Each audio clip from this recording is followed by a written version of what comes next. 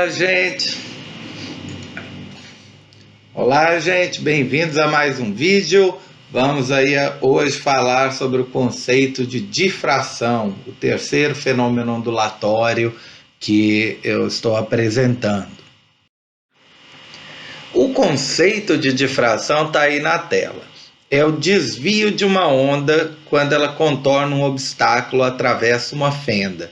Isso é fácil de compreender. Se você coloca um livro, por exemplo, na frente da sua boca e continua falando, o som consegue contornar esse livro e chegar até uma outra pessoa. Ou seja, ele, ao contornar esse obstáculo, ele sofreu difração. Quando o som também passa por uma porta ou por uma janela e chega num outro lugar, se difratando por essa fenda, por essa porta, a gente também tem o fenômeno da difração. Aqui a gente tem um exemplo. Veja as ondas do mar, por exemplo, vindo à direita e passando aí pela primeira ilha, né? A ilha mais à direita, aí, essa ilha grande, em formato quase de uma ferradura. Repara que as ondas foram em direção da baía, né? Dessa área aí aberta. Elas contornaram a ilha, né? Contornaram o obstáculo e chegando até o interior da ilha. Depois do espaço entre as duas ilhas também, as ondas claramente, né, conseguem contornar, né, essa fenda. Então, esse é um típico exemplo aí da difração. As ondas do mar, quando elas pegam obstáculos pela frente, elas conseguem contorná-los, saem da direção original para conseguir contornar o obstáculo. Gente, algo importante na difração é que praticamente nada se altera. Frequência, velocidade, comprimento de onda, tudo permanece igualzinho. A onda às vezes perde um pouco de intensidade, né, de amplitude, porque uma parte da onda acaba sendo absorvida ali no obstáculo. Então a onda que difrata às vezes fica um pouquinho mais fraco, um pouco mais fraca, desculpem. Mas em termos de frequência, velocidade e comprimento de onda, não tem alteração alguma. Nessa imagem, a gente tem um exemplo mais didático aí da difração. A onda está descendo, né, digamos, na vertical, né, a gente está olhando como se fosse a onda vista de cima, por exemplo, uma onda do mar. Tem um obstáculo, as ondas vão chegar no obstáculo, uma parte obviamente não consegue passar. Uma outra parte, a parte mais à direita, você percebe que passa sem desvio algum. Mas uma parte da onda consegue contornar o obstáculo, mudando até a cara, né, mudando o formato aí da onda, que antes era plana, né, e passou a ser meio circular. Isso é a onda difratada, é essa parcela da onda que conseguiu aí contornar o obstáculo, mudando até a direção de propagação, o formato, para conseguir fazer isso. Gente, algo importante para que a difração aconteça é que as dimensões, ou seja, o tamanho do obstáculo, o tamanho da fenda, deve ter valores próximos do comprimento de onda. O que isso significa? Se uma onda do mar tem 10 metros de comprimento, um obstáculo com 10 metros de comprimento também, ou uma fenda com 10 metros de comprimento, vão ser perfeitos para a onda conseguir contornar. Se o obstáculo for pequeno demais, tipo uma pessoa perto de uma onda de 100 metros de tamanho, a onda passa pela pessoa e nem muda a configuração, né? É como botar um fio de cabelo na frente de uma caixa de som, não vai alterar em nada, né, a propagação do som, porque o comprimento do fio, né, a dimensão do fio é muito menor que o comprimento de onda. E claro, se o comprimento de onda for muito pequeno em relação à onda, em relação ao obstáculo, a onda também não consegue difratar. Por exemplo, se você tiver uma montanha e você gritando, a montanha é muito maior que o comprimento de onda do som. O resultado é que o som não consegue contornar essa montanha, não sofre difração também. Aqui a gente tem um exemplozinho disso, ó. Dá para ver aí a onda vindo à esquerda e passando, né, por uma fenda, indo para a direita.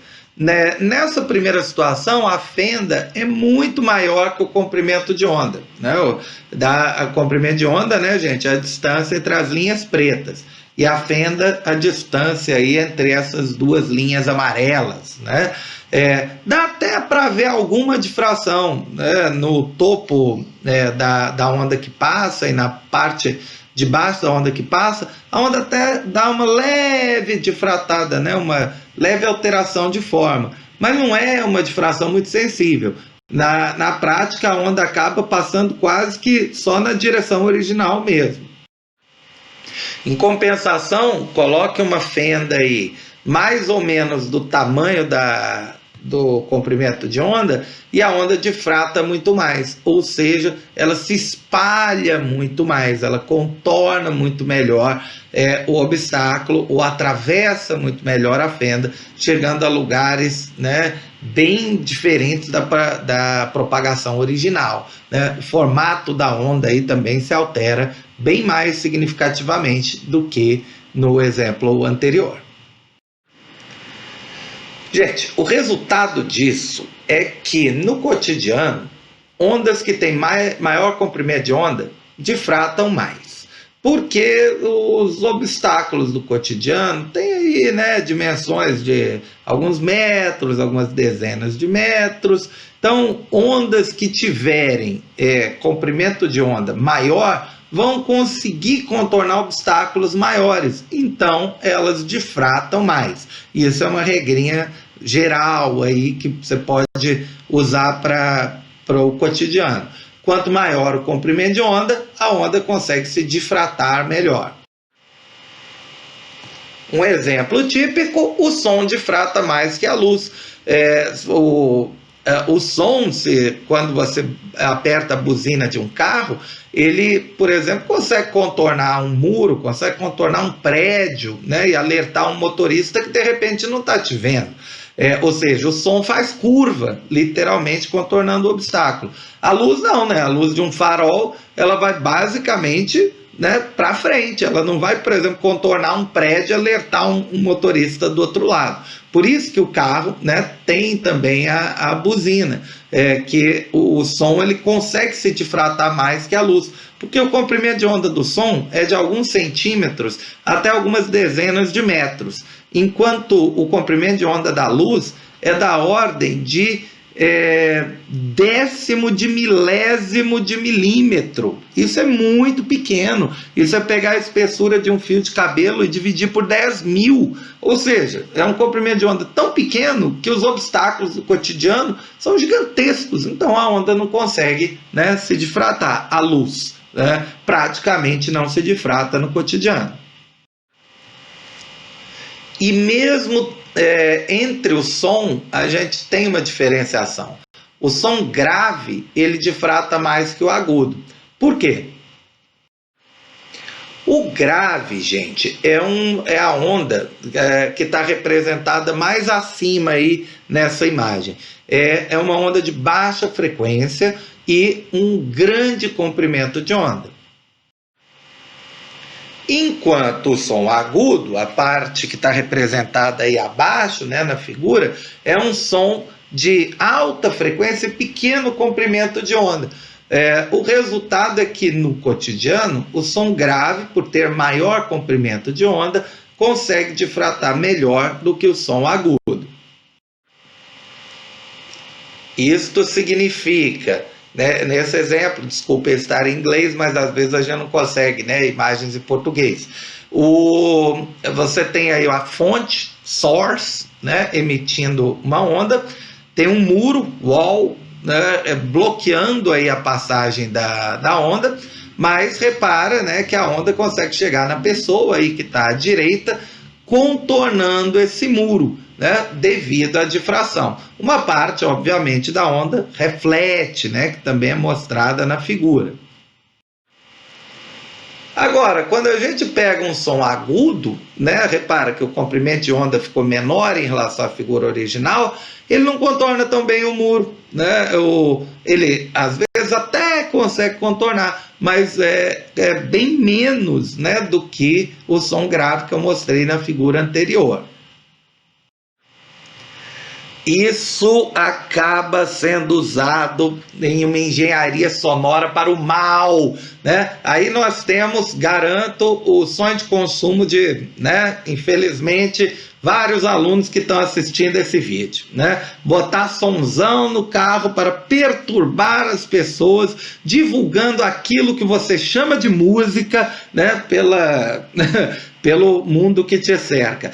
E esses carros, eles são preparados para produzir principalmente o grave. Por quê? Porque o grave difrata melhor, ou seja, você consegue contornar prédios inteiros com o som emitido por esse carro, perturbando pessoas, né, a uma longa distância, ou seja, uma engenharia sonora maligna, né, detestável. Agora, né, que eu me acalmei, um exemplo, né, um exemplo para a luz. A luz vermelha tem maior comprimento de onda que o violeta. A figurinha aí mostra bem. O resultado, a luz vermelha se difrata mais que o violeta, que na verdade que todas as outras cores. Só que a gente não consegue observar isso muito no cotidiano. Por quê? Porque os obstáculos são muito maiores do que o comprimento de onda da luz, seja ela aí qual for, né, qual cor ela tiver. Mas há um exemplo no cotidiano onde a luz se difrata. Por exemplo, na superfície de um CD, ou de um Blu-ray, ou de um DVD. Essa é uma imagem no microscópio de um CD. O CD é todo perfuradinho, a superfície que parece lisa, na verdade é cheia de irregularidades. A música ou a informação, né, ou o jogo, o que quer que seja, está gravado nessas irregularidades. Essa é a gravação digital, né, do CD. Só que a gente não consegue ver essas irregularidades, elas são muito pequenas, elas são da ordem do comprimento de onda da luz. O resultado é que quando a luz bate nessas irregularidades, ela reflete e difrata também, produzindo o famoso efeito que a gente vê no CD. Essas cores, né? Esse arco-íris, entre aspas, é produzido no CD por difração, né? Essa dispersão cromática aí, do vermelho até o violeta, é produzido pela difração. O vermelho, nesse caso, desvia mais, né, da trajetória original do que as outras cores, e aí você acaba tendo um contínuo, né, do vermelho até o violeta, produzindo esse efeito bonito aí no CD. Então é isso, gente. Esse assunto é teórico mesmo, a gente não vai apresentar equações para ele. Então, continue aí assistindo os vídeos e grande abraço. Beijo!